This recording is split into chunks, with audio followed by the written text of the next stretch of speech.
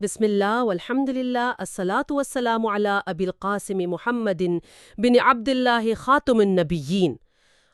ایک لمحے کے لیے تصور کریں کہ ایک انسان دنیا کے خوبصورت ترین مقام پر موجود ہے نا؟ بالکل۔ سامنے بڑے دلکش نظارے ہیں، لیکن اس انسان کی آنکھوں پر پٹی بندھی ہے اور کانوں میں سیسا ڈالا ہوا ہے۔ واہ، کتنی عجیب کیفیت ہوگی۔ بالکل، مطلب وہ وہاں موجود تو ہے مگر اس تجربے سے مکمل طور پر کٹا ہوا ہے۔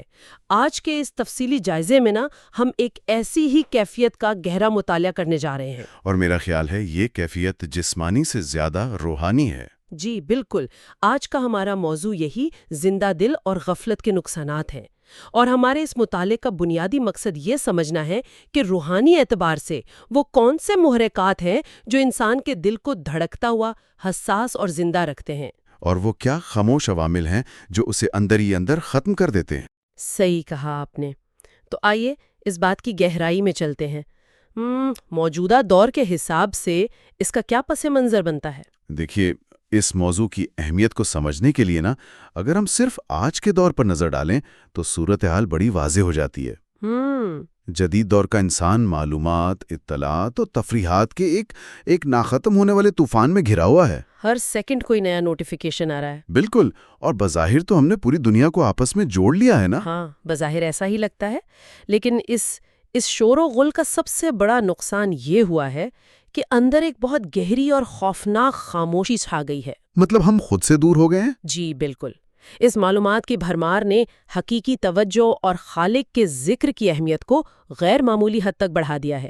انسان اتنا مصروف ہو چکا ہے کہ اسے رک کر سوچنے کی مہلت ہی نہیں ملتی کہ وہ جا کس طرف رہا ہے۔ یہ تو بہت تشویشناک بات ہے۔ اور جب ہم اس وسیع تر بے حسی اور بھٹکتی ہوئی انسانیت کو دیکھتے ہیں تو دل سے بے ساختہ استغفر اللہ نکلتا ہے، کیونکہ یہ ظاہری چمک دمک دراصل اندرونی ویرانی کو چھپانے کا بس ایک پردہ بن چکی ہے۔ یہ جدید دور کا کینوس واقعی اس مسئلے کو سمجھنے کے لیے بہترین پس منظر فراہم کر رہا ہے۔ اچھا، زندگی کی اس دوڑ اور اندرونی ویرانی کو سمجھنے سے پہلے اس بنیادی بیماری کی جڑ تک پہنچنا ضروری ہے۔ بالکل ضروری ہے۔ ہمارے مطالعے کے ذرائع اسی خاموش بیماری کو غفلت کا نام دیتے ہیں۔ مثال کے طور پر اگر قرآن مجید کی سورۃ الاعراف کی آیت نمبر 205 پر غور کیا جائے تو اس میں بڑی صراحت کے ساتھ اللہ کی یاد یعنی ذکر کا حکم دیا گیا ہے۔ اور غفلت سے سختی سے روکا گیا ہے۔ جی ہاں، لیکن میرا ایک سوال ہے یہاں، غفلت کا اصل میکانزم کیا ہے؟ مطلب کیا یہ محض بھول جانے کا نام ہے؟ نہیں، یہ ایک بنیادی فرق ہے جسے سمجھنا بہت ضروری ہے۔ غفلت کوئی عام بھول چوک یا یادداشت کی کمزوری نہیں ہے۔ جیسے کوئی اپنی چابیاں کہیں رکھ کر بھول جائے؟ ہاں بالکل، غفلت دراصل ایک ایسا خطرناک روحانی روگ ہے جس میں انسان کا قلبی اور ذہنی قبلہ ہی تبدیل ہو جاتا ہے۔ اچھا، قبلہ تبدیل ہو جاتا ہے؟ جی، جب یہ بیماری حاوی ہوتی ہے تو انسان کا شعور بیدار تو رہتا ہے لیکن وہ غلط چیزوں کے لیے بیدار رہتا ہے۔ یعنی دنیاوی معاملات کے لیے؟ بالکل، وہ مال و دولت اور وقتی لذتوں میں تو انتہائی چوکنا ہوتا ہے، لیکن جب بات خالق حقیقی کی اطاعت یا ذکر کی آتی ہے تو اس پر ایک عجیب سی مدہوشی طاری ہو جاتی ہے۔ صحیح۔ اور اس کا سب سے سنگین پہلو یہ ہے کہ غافل انسان اگر عبادات بجا بھی لا رہا ہو تو ان عبادات سے خشوع اور سچائی نکل جاتی ہے۔ مطلب وہ نماز پڑھ رہا ہوگا لیکن ذہن کسی کاروباری میٹنگ میں الجھا ہوگا۔ بالکل ایسا ہی ہے۔ یہ ایک ایسی کیفیت ہے جہاں ظاہری ڈھانچہ تو موجود رہتا ہے لیکن اندر کی روح پرواز کر چکی ہوتی ہے۔ تو یہ بالکل ایسا ہو گیا جیسے کوئی شخص بہت لذیذ اور قیمتی کھانا کھا رہا ہو لیکن کسی بیماری کی وجہ سے اس کی حس ذائقہ مکمل طور پر ختم ہو چکی ہو۔ واہ، بڑی زبردست مثال دی آپ نے۔ ہے نا؟ مطلب عمل تو ہو رہا ہے، چبانے اور نگلنے کا پروسیس بھی چل رہا ہے، پیٹ بھی بھر رہا ہے، مگر اس کھانے سے جو روح کی تسکین ملنی چاہیے وہ غائب ہے۔ جی، وہ محض ایک مشینی انداز میں کیلوریز اندر لے جا رہا ہوتا ہے۔ بالکل اسی طرح عبادات جب غفلت کے ساتھ کی جائیں تو وہ محض ایک رسم بن کر رہ جاتی ہیں، ان میں وہ روحانی مٹھاس نہیں رہتی۔ یہ حصے ذائقہ والی مثال اس پوری کیفیت کو بہت خوبصورتی سے کھول دیتی ہے۔ دیکھیے جب عبادات رسم بن جائے نا تو انسان کی سوچنے سمجھنے کی صلاحیتوں پر پردہ پڑ جاتا ہے۔ اسی لیے قرآن مجید میں ایسے غافل لوگوں کی حالت کو بیان کرتے ہوئے انہیں ان چوپایوں یعنی جانوروں سے تشبیہ دی گئی ہے جن کی آنکھیں تو ہیں مگر وہ بصیرت سے محروم ہیں، اور کان ہیں مگر حق بات سننے سے قاصر ہے۔ بالکل۔ اب دیکھیے ایک جانور بھی کھاتا ہے، پیتا ہے، سوتا ہے اور طبعی عمر پوری کر کے مر جاتا ہے۔ اگر انسان کی زندگی کا مقصد بھی صرف یہی رہ جائے اور وہ اسی دنیا پر مطمئن ہو جائے تو فرق ہی کیا رہ جاتا ہے؟ یہ تو کتنی لرزہ خیز بات ہے کہ ایک ذی شعور انسان کو جسے اشرف المخلوقات بنایا گیا اس کی غفلت کی وجہ سے چوپایوں کے درجے پر رکھ دیا جائے۔ استغفر اللہ۔ جی ہاں، جب انسان محض دنیاوی دوڑ میں اتنا مگن ہو جائے کہ اسے اپنے خالق سے رابطے کی کوئی طلب ہی محسوس نہ ہو تو وہ واقعی اپنی انسانیت کے درجے سے گرنا شروع ہو جاتا ہے۔ اور اس سے بھی زیادہ خوفناک مرحلہ وہ آتا ہے جب انسان اس روحانی گراوٹ اور مشینی عبادات پر ہی راضی ہو جاتا ہے۔ مطلب اسے احساس ہی نہیں ہوتا کہ وہ بیمار ہے۔ بالکل، وہ سمجھتا ہے کہ اس نے اپنے ذمے کے فرائض ادا کر دیے ہیں تو بس کام مکمل ہو گیا۔ یہ روحانی بیماری کی سب سے خطرناک سٹیج ہے جہاں مریض کو اپنی بیماری کا احساس ہی ختم ہو جاتا ہے۔ استغفر اللہ۔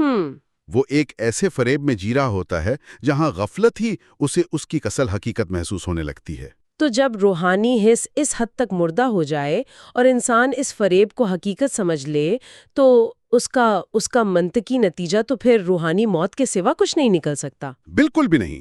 اسی تناظر میں حوالوں میں ذکر کرنے والے اور غافل انسان کے درمیان بڑی گہری مثالیں دی گئی ہیں۔ جی، بہت چونکا دینے والی مثالیں ہیں۔ خاص طور پہ نبی کریم صلی اللہ علیہ وسلم کی وہ حدیث جسے حضرت ابو موسیٰ اشعری رضی اللہ عنہ نے روایت کیا ہے۔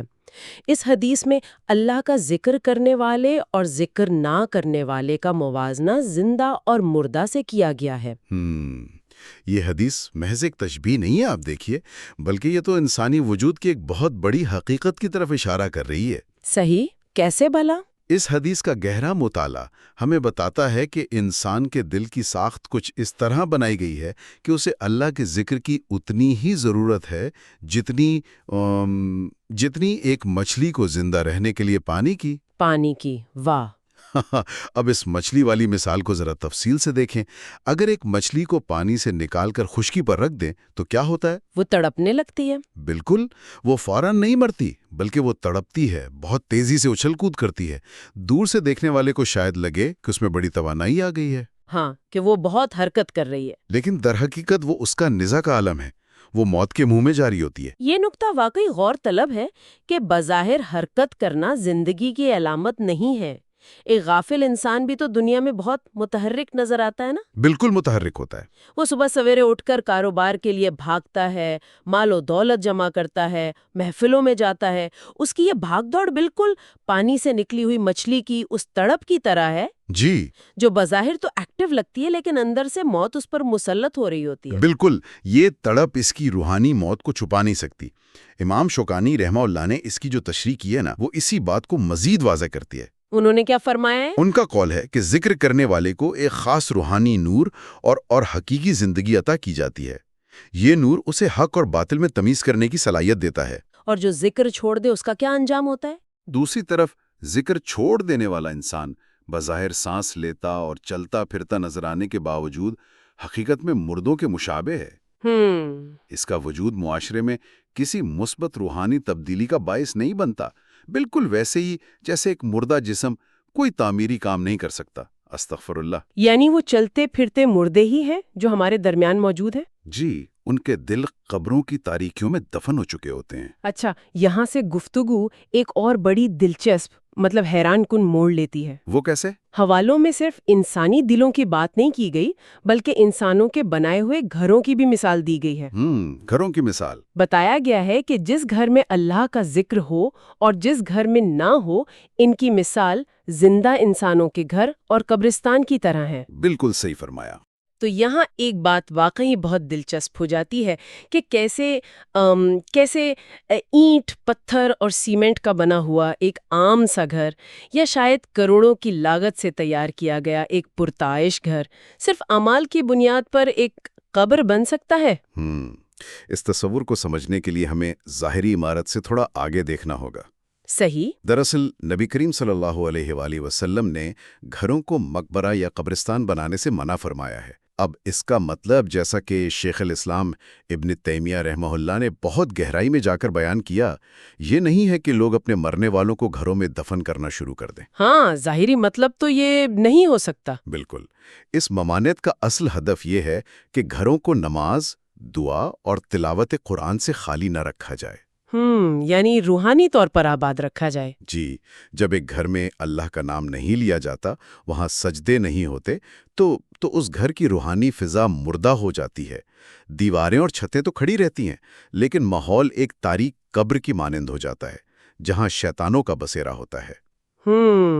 مزید یہ کہ احادیث سے ثابت ہے کہ جس گھر میں سورۃ البقرہ کی تلاوت کی جاتی ہے، شیطان وہاں سے بھاگ جاتا ہے۔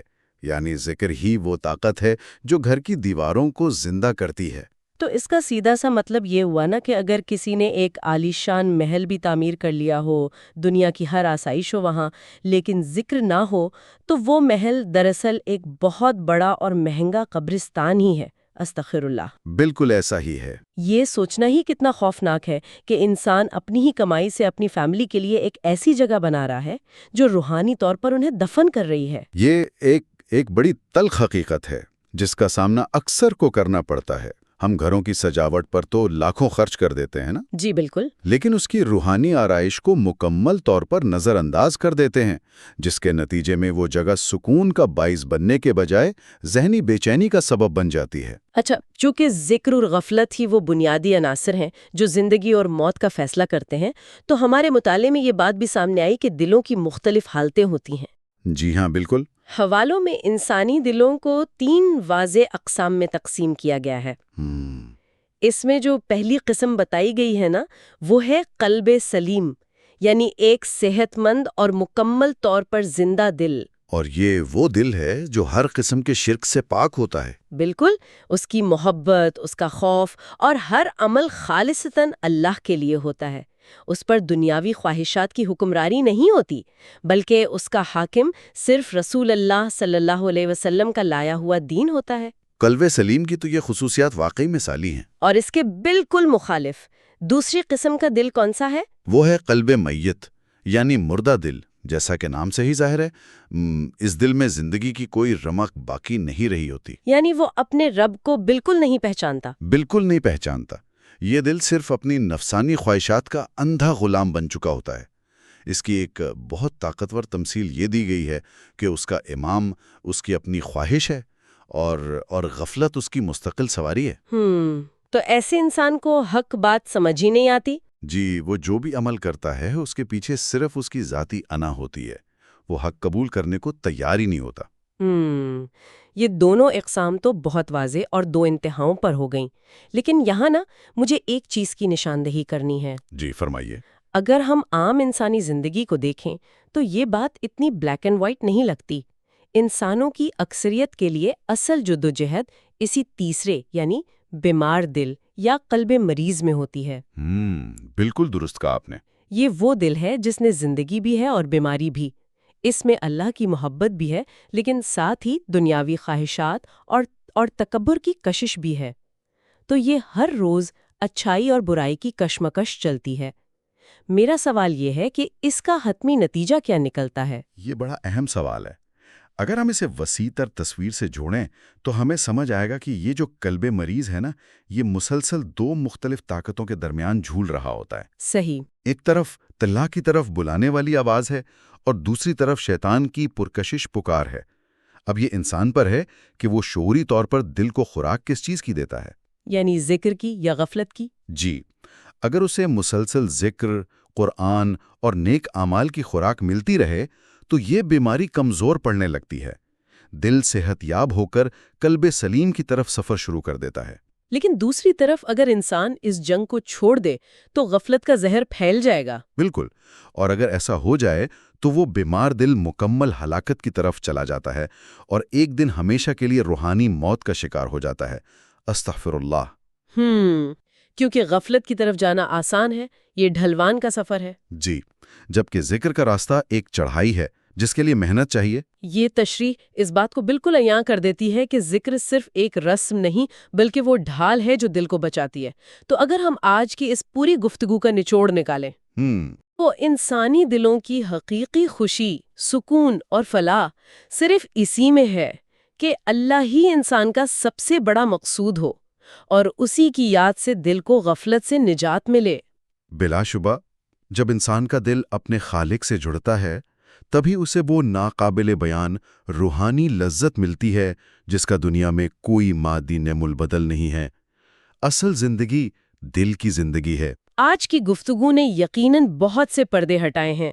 پروگرام کو ختم کرنے سے پہلے آج کے ان حوالوں کی روشنی میں ایک لمحے کے لیے انسان سوچے ذرا، اگر ذکر کے بغیر ہمارے جسم، ہمارے دلوں کے لیے محض چلتی پھرتی قبریں ہیں، استغفر اللہ، تو کل صبح اٹھ کر وہ کون سی ایک چھوٹی سی سادہ سی عادت اپنائی جا سکتی ہے جو اس قبر کے اندھیرے میں روشنی کی پہلی کرن بن کر دل میں دوبارہ جان ڈال دے۔ ھذا ما عندی واللہ ورسولہ عالم بالصواب۔